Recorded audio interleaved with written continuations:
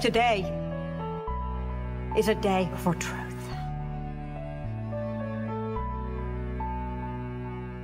The world needs to know what happened and to know what he stands for. That kind of power is very dangerous.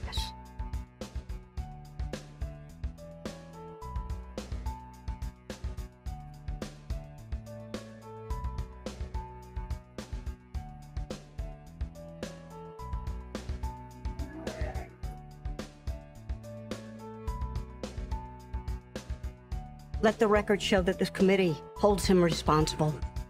Snyder, cultists, I know you're mad that I've outed you and exposed you for the toxicity that you are.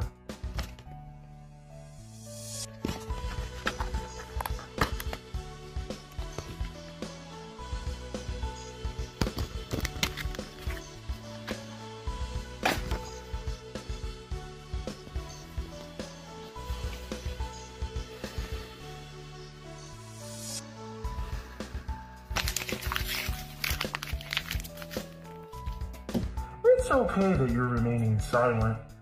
Your silence speaks louder than words.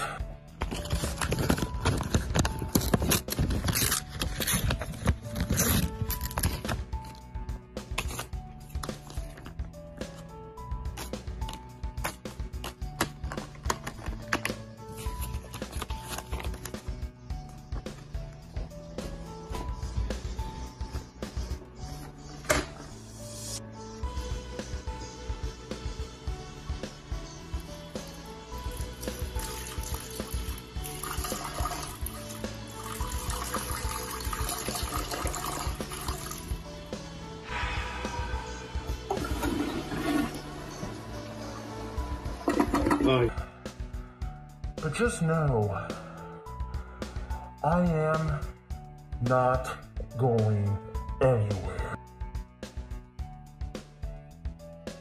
Oh, like Batman killed a guy. I'm like, fuck. Really? Like, I'm like, wake the fuck up. It's like, yes. It's like, yes. You know, that's all. So. Interesting. No. Anything you want to say? Any official statement you would like to make? I don't know. I guess, I'm not Batman?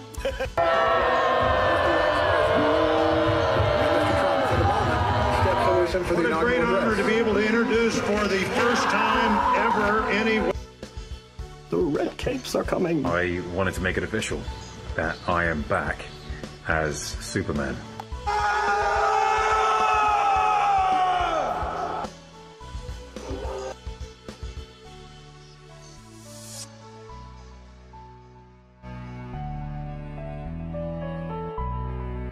Hello and welcome back to Heroic Tales TV, the show that has still not gotten over Twitter's name change. X. It's such a stupid fucking name. Well folks, the comic book fans are back at it again. They are once more being complete and utter goofballs, as a lot of us have already come to expect from comic book fans. Aha! Not even Xena is a match for the limited edition double-edged lightsaber from Star Wars Episode 1, The Phantom Menace. You removed it from its original packaging. No! It's no longer a collectible! Oh! What a nerd. Now, I'm speaking as a comic book fan myself, which is why I can say on good authority that comic book fans are goofballs, and we should not be surprised that they are acting this way. However, I found this topic to be very interesting, and because of that, I wanted to cover it today. If you haven't guessed already, we will be going back over to that cesspool of hate and engagement bait, which is Twitter, or now known as X. And we're doing that because over there has been a bit of a conflict stirring on comic book Twitter for some time now. And if you're not that well versed with that side of the platform, then I can understand why you might not have seen this before. But if you are anyway involved with the sort of comic book nerdy movie side of Twitter, or X, then I am sure you have probably seen something to do with the director wars between Zack Snyder and James Gunn.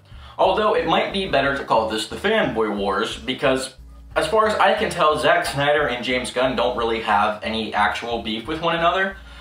They seem to have been pretty cordial with one another, and I've only ever seen them doing and saying nice things about one another, so this beef definitely seems to be more with the fans of the two directors than the actual directors themselves. Now, online there has been, like I said, a bit of a war going on between these two fan bases over various decisions and things that have been done at DC and that have been done with their movies. Today I'm going to try to create a sort of comprehensive timeline and explanation of this war and sort of help get to the bigger picture as to why this happened, what's going on here, and just sort of help explain the situation to those of you who are lucky enough not to have experienced any of these tweets yet. Because me personally, my timeline is just filled with these idiots fighting. Before I get into things, I do want to preface a few things.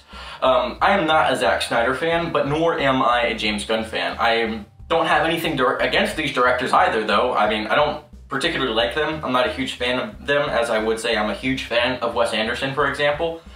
But I don't think that these directors are, like, their movies are the worst things ever. I'm not a huge fan of Zack Snyder's direction with DC, but I mean, he's a talented filmmaker, and even I can recognize that, despite the fact that my personal opinion might be different than yours. So I am going to do my best to kind of come at this even-handedly and with as small a bias as I can bring to the table, because I do think that both sides, the Snyder fans and the Gunn fans, have been doing some pretty despicable things and just acting and behaving pretty terribly. But again, that's kind of par for the course for comic book fans by this point, so we shouldn't be all that surprised, really. Also, I wanted to say that this is a complex topic with a long timeline and a bunch of intricacies and details. So if I get some points wrong, if I leave things out, I'm really not trying to create revisionist history or anything like that. I've done my best to kind of collect this information for the past couple weeks and really try to get things together on it and get a cohesive idea of what's going on myself. But even with all that research that I've done, there are still a few things that I'll probably end up missing. So if I missed out on a really important point that you feel like should have been a part of the video, please go ahead and comment it below, because I'm very interested to hear what everyone has to think. Well, with my little preamble out of the way, I think we are ready to get into the timeline. In 2013, Man of Steel was released to the public. This film was directed by Zack Snyder and was supposed to be DC's answer to the Marvel Cinematic Universe, with this being their first anchor character and their first film to help the audiences get used to the idea of a DC-connected universe. Zack Snyder became the mastermind behind the plans for DC's interconnected universes. So while Patty Jenkins and some other directors directed other movies like Aquaman and Wonder Woman, there have always been Zack Snyder's plans at the heart of these films. While Man of Steel did have a few detractors, it was overwhelmingly received positively both at the box office and by fans. Because of this, DC was perfectly happy with letting Zack Snyder take charge of the universe, even if he was going to do so with a darker tint on it. This leads us to 2016, where we get Batman vs. Superman released. Now this movie was Ben Affleck's debut as the Batman character. Of course, Ben Affleck is some people's most beloved version of the character, and some people's least favorite version of the character. So Ben Affleck in the role was a very decisive decision. But along with this, the film was also much darker than Man of Steel, with a grizzled Batman that was willing to murder, and a Superman who didn't seem to smile. Along with this, the pace of the movie was widely criticized, with some people pointing out different plot holes that they felt made the movie unenjoyable. Because of this, a movement was started by Zack Snyder and his fans to release an unedited version, a director's cut of his film. This isn't the Snyder cut as we will come to know it, but this first director's cut of Batman vs. Superman, which became known as the Ultimate Edition, was definitely the start of DC giving Zack Snyder the ability to release a second cut of his film, which is something we will see him doing quite a lot in the future. While the Ultimate Edition was an improvement with better pacing and with less plot holes, for many fans it didn't solve some of the central issues with the film, such as the mischaracterization of Batman and mischaracterization of Superman. Of course, this is the opinions of those fans, and some people thought the characterization for both characters was spot on. That's aside from the point. The fact of the matter is, there was a large number of fans who felt like these characters were far too dark, and they were very vocally upset about that. And because of this, when Zack Snyder was tasked with creating the Justice League movie, there was a lot of studio interference to try to make that movie more lighthearted and more like Marvel. And when tragedy struck and Zack Snyder's daughter took her own life, causing Zack Snyder to relinquish his role and step down at DC to go deal with these matters, DC took the opportunity to hire Avengers director Joss Whedon to come in and do just that, to cut up Zack's original plan for the movie and to make it much more like Marvel, much more lighthearted. And this, a lot of people felt, was a great disservice both to Zack, to his family, and to all of the hard work he had been doing for DC. This inspired the release the Snyder Cut movement, which was a large collection of fans of both DC and of Zack Snyder in general who worked together in this movement to get the DC studios to release a Snyder Cut, the director's cut of Justice League, which many people believe is some of Zack Snyder's best work. Now, around this time, a lot of other DC movies were struggling, one of which was the Ben Affleck Batman movie. Now, for those of you who don't know, there was supposed to be a Ben Affleck Batman movie. Originally, Ben Affleck was supposed to write, direct, and star in this movie. However, he seemed to get very frustrated by fans' pressure and by the massive amount of responsibility he had taken on, and because of this, he would eventually relinquish his role, first as writer, bringing on another writer, and then as director, he relinquishes his role and brings aboard none other than Matt Reeves. Now, of course, Matt Reeves, as you know, went on to direct the Batman movie with Robert Pattinson in it. Well, this movie was originally supposed to be Ben Affleck's Batman movie, but because of drama, his alcoholism, and the personal struggles Ben Affleck was going through, along with the fact that everybody was memeing on him and just dunking on DC at the time, Ben Affleck decided he wanted to step down from the role of Batman, at least in this film, and because of that, we get Robert Pattinson taking up the role as we now know the film. This is going to be important for later on. After the Snyder Cut finally did come out in 2021, people felt as though DC might be willing to give Zack Snyder the reins back to the studio and let him finish his projects and finish his vision for this DC universe. There would be a change of plans the next year in 2022 when James Gunn takes over as the leader of DC Studios. This wasn't a huge surprise because he had previously directed the Suicide Squad film, which had gotten great success for DC. And of course, he was also previously the director of the Guardians of the Galaxy series over at Marvel's. The issue with James Gunn is the reason he was able to work for DC was because he had gotten fired from Marvel. Why was he fired from Marvel? He kind of said a bunch of creepy shit and has a lot of questionable pictures and jokes and things that he made that a lot of fans have been uncomfortable with. And I have seen a number of Snyder fans and DC fans who state that this creepiness is the antithesis, is the starting point of their dislike for James Gunn and for their hate for him at DC Studios. Now, at this point, the question came to mind, who is going to get to keep their roles? Because a bunch of people had already dropped out. As we mentioned, Ben Affleck had already dropped out of his role as Batman. Along with this, Ezra Miller has had a lot of issues legally at this point, so everyone's pretty sure that he was going to be booted out as Flash. Same thing is true with Gal Gadot. There has been some issues with her PR-wise, and people are ready for her to be out. But the one character that people really wanted to stay was Henry Cavill's Superman. DC actually told Henry Cavill and fans that this leadership change would not affect his role and that he would get to remain Superman. This is until, of course, a couple months later, James Gunn pretty much vetoes that and says that Superman was not fired, or saying that Henry Cavill was not fired as Superman, that he just wasn't hired, because this new Superman movie that James Gunn was planning to make would need to star a younger Superman, and he wanted to cast one from scratch. He wanted to get the cast himself. And this is where the war really seemed to start between the fans, when Henry Cavill loses his role as Superman. So what exactly do I mean when I say that there is a war happening over on X? I mean, surely people aren't threatening violence and posting, I don't know, hit lists, right? Oh dear. Well, this aside, I know that this is a rather extreme case and that not everybody is literally doing this. How does this war actually take form? What am I actually talking about? Well, a lot of this comes down to either director both now having a group of fans and critics who are constantly either lavishing them with praise or ridiculing every little thing that they do. Neither one can sneeze or take a shit without a flurry of fans both criticizing and praising that activity.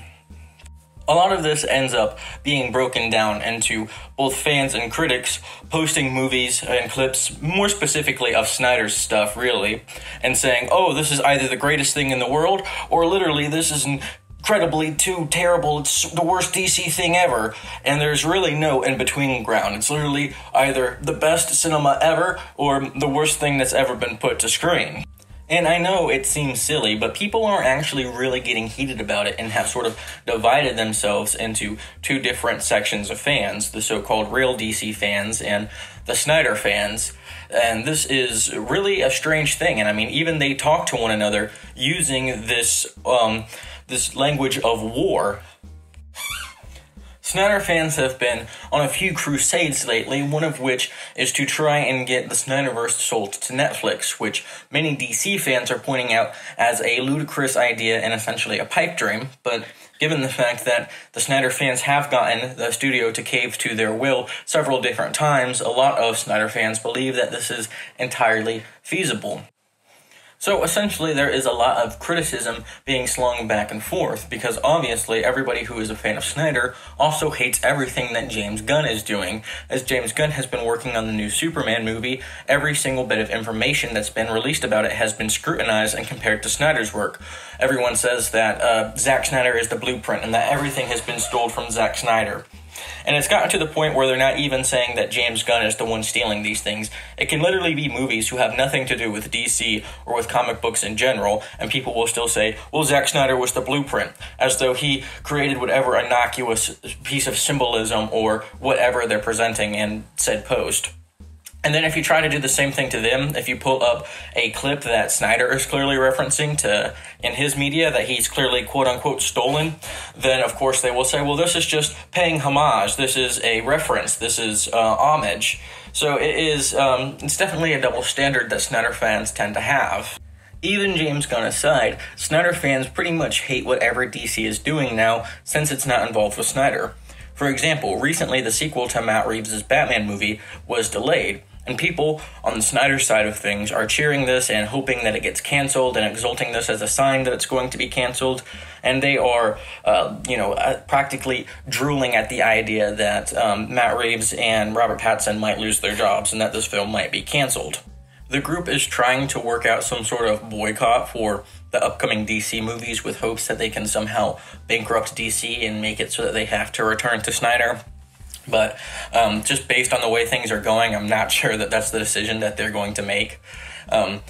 This also, though, is what kind of leads us into the conflict thing. You know, obviously people on the internet take criticism really, really well, right?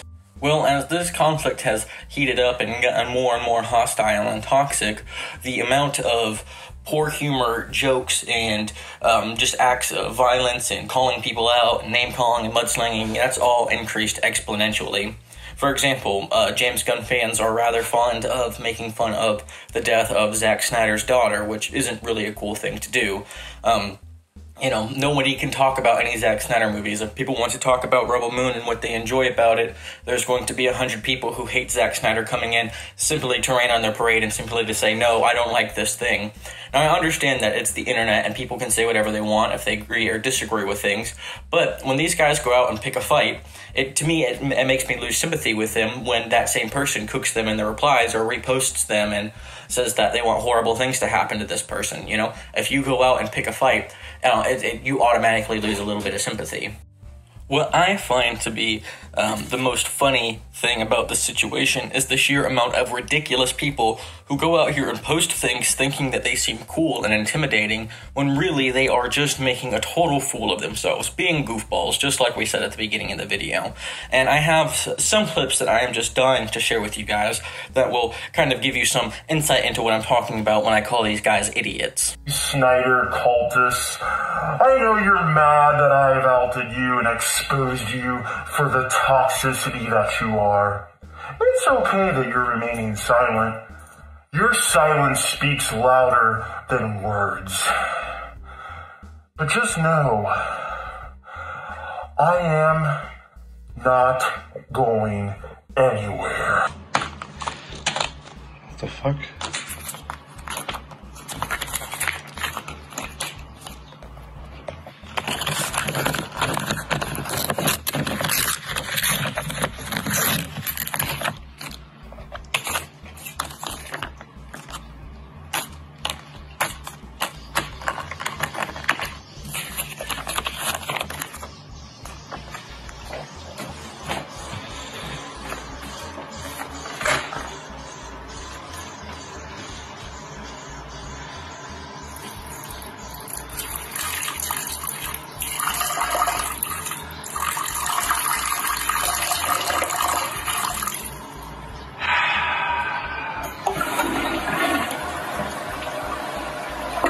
Oh, yeah. Well, then there it is. That's why he's garbage, bro. And that's why he ruined the DCEU for 8 years. Hello, everybody. This is Curly Ray here. And I just want to tell something to the James Gunn fans. I just want to tell y'all, you James Gunn fans out there that say that the Snyder fans are nothing but a cult, I am here to tell you that the Gunn cult is the real cult. Now, in conclusion here, I do have a few things that I want to say. I know that I poked fun at this topic today and kind of made fun of some people a little bit, but obviously don't go out and harass these people or, you know, send them death threats or do anything crazy like that. That's not what we're here to do today. That's not what the point of this video is. I'm just trying to help the fan base reflect on some of their behavior recently online to kind of help DC, the fan base, and fandom in general be a safer place, be a better place for everybody, because nobody likes being attacked and being harassed because of their opinions. And I think that I have done a relatively good job of showing that there is no one good side here. Both sides have been both acting really, really horribly. I want to say again that I'm not a huge fan nor hater of either of these directors, so I really did do my best to come at this from as unbiased as a place that I could do. Obviously, I'm a human being and I'm fallible, so there's room for error. And that's another thing, there is room for error, so if I missed some important information about the timeline or about some of the dynamics that I might have missed out about on this topic, please go ahead and leave that in a comment below, because I really do want to hear about it.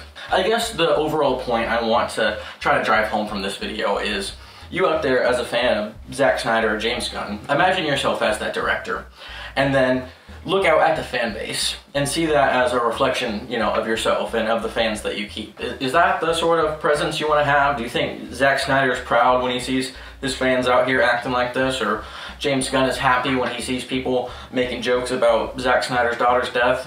I think that's a terrible way to act, and in the end, I think it's going to hurt DC. All of us claim to be fans of DC. All of us claim to be fans of these comics, but the way we act doesn't make it seem like any of us really care about these materials. Sometimes it definitely seems like all of us hate these characters more than we actually like them. Now, I understand everybody has opinions, and I understand that everybody is going to get really passionate about the things that they love. And I think that criticism is absolutely something that should be allowed, but it should be constructive criticism, and it shouldn't be harassment, it shouldn't be toxic. There have been people who have been doxxed, who have had threats of violence set to them, again, who have had horrible jokes made about them at their expense, and none of this stuff is acceptable. And I'm not trying to throw any fuel on the fire and, you know, make fun of any of these other people. Again, I think they're goofballs. They're acting a little goofy, and you've got to admit, when you look back and watch that yourself, that's a little goofy, okay? But I don't think that any of these people are bad individuals or that they're going to hell or anything crazy like that. I think they've definitely made some bad decisions, and they've made some wrong jokes, and I think that they are representing the fan base and the director that they like in a very poor light. And I hope, again, that this video might just bring some reflection and kind of bring back some decency and some common courtesy to these conversations that we have in the comic book community. So with all of that being said, my name is Doc. I'm absolutely horrified to upload this video, but hopefully you all will have liked it, because I did put a lot of time and effort into it, so I hope it came out good enough, at least.